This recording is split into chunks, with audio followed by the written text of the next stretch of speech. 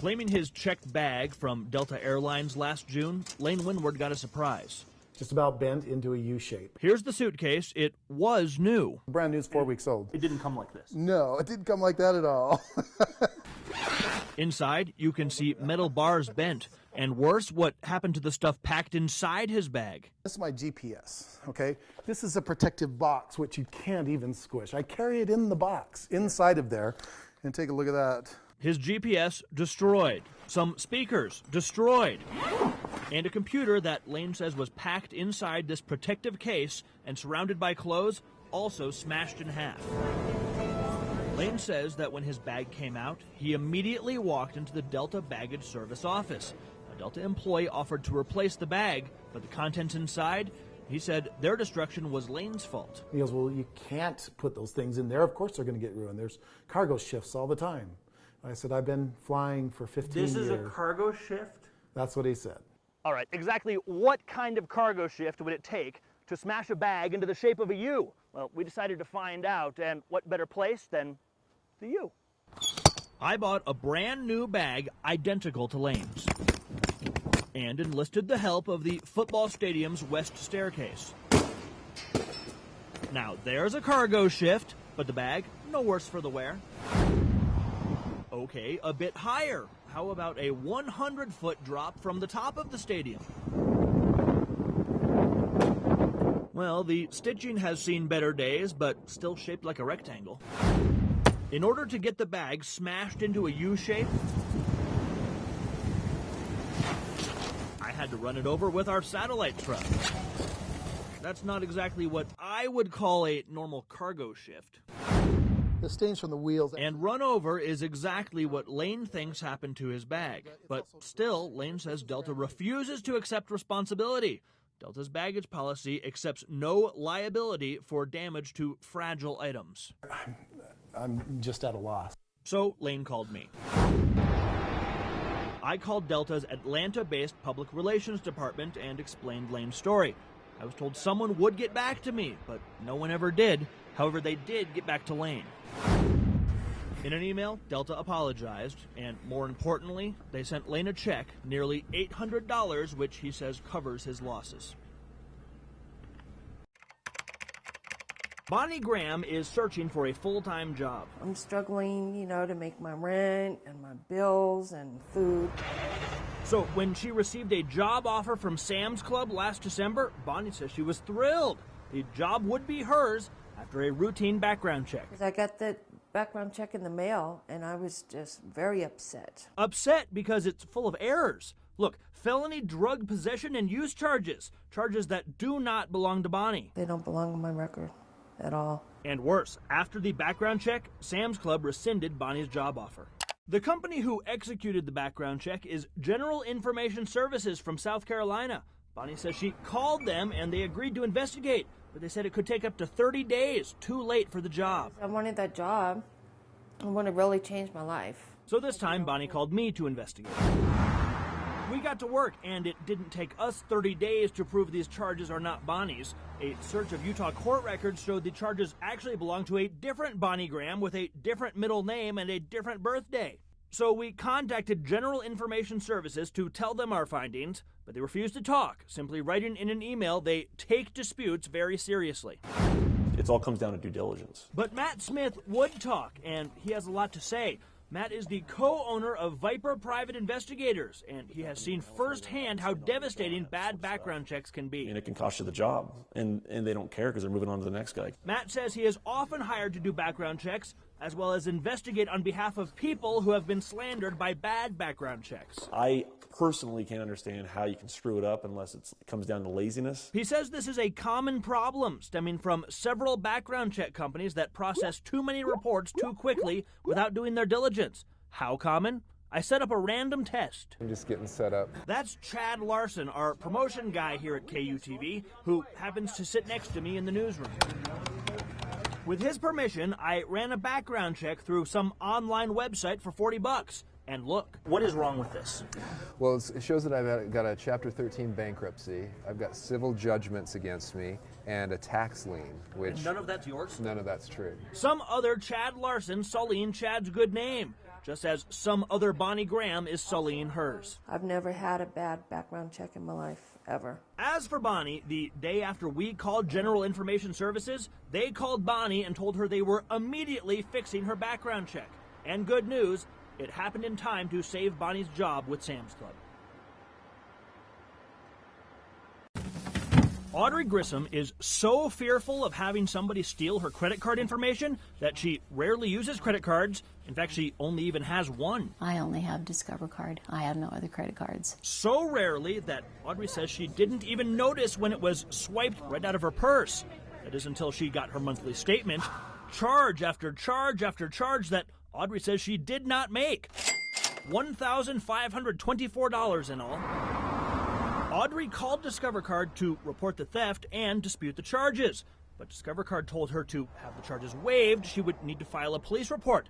Not just one, but with every single city where the card was fraudulently used. Audrey had her work cut out for her. The thief had been busy racking up charges. So she headed to Woods Cross, Kaysville, Layton, Salt Lake City, West Valley City, Bountiful, Riverdale, and Centerville. Audrey walked into each jurisdiction with her statement in hand to report the crimes. Some of those police departments were great, and some were actually quite difficult to work with. Difficult but thorough, the police doing as you might expect them to do, investigating to make sure Audrey is not filing a false police report. But then things got really tense when she showed up here at the Centerville Police Department.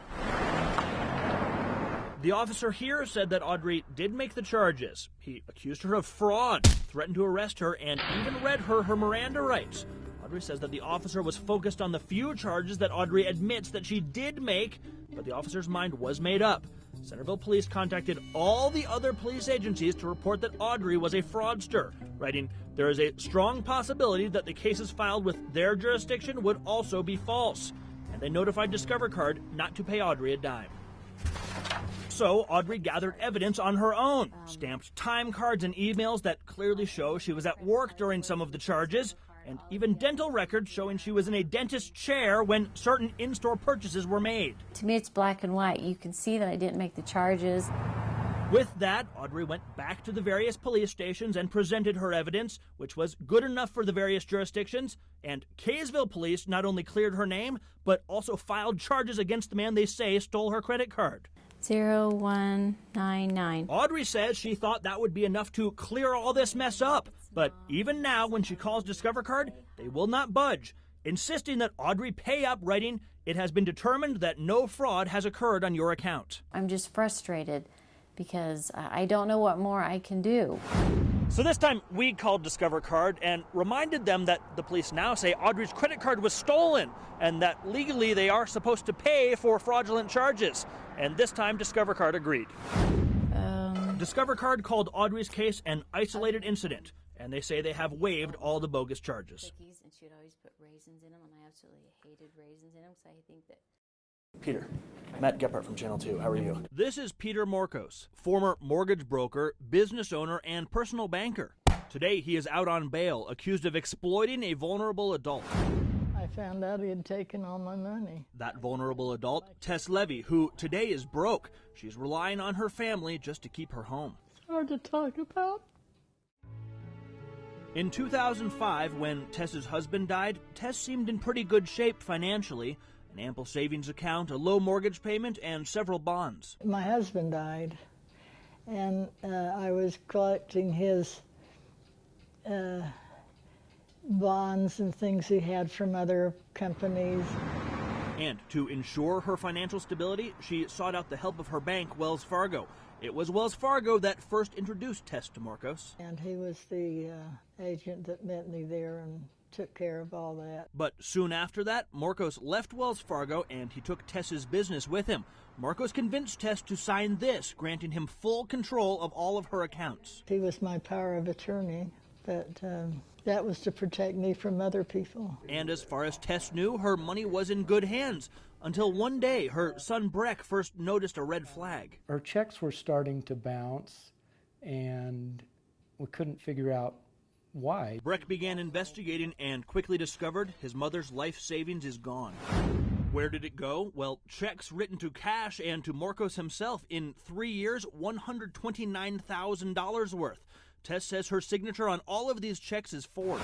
And all sorts of debit card charges for services the 88-year-old says that she didn't use. Cash withdrawals, a 24-hour fitness gym membership, a tanning salon, several cell phone and satellite bills, $24 at Planned Parenthood, an $850 trip to Heber City, and several gas station fill-ups. Well, Tess hasn't even driven a car in 5 years. We just had no clue until I saw that statement. All told, nearly $250,000 vanished. And worse, when Tess's money was running low, Marcos signed her up for a $100,000 loan against her house through his own mortgage company.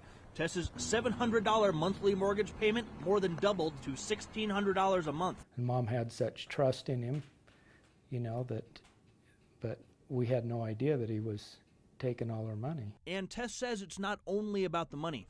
Over the years, she became very fond of Marcos, like he was a part of her own family, and he would even call her mom. It's hard to talk about.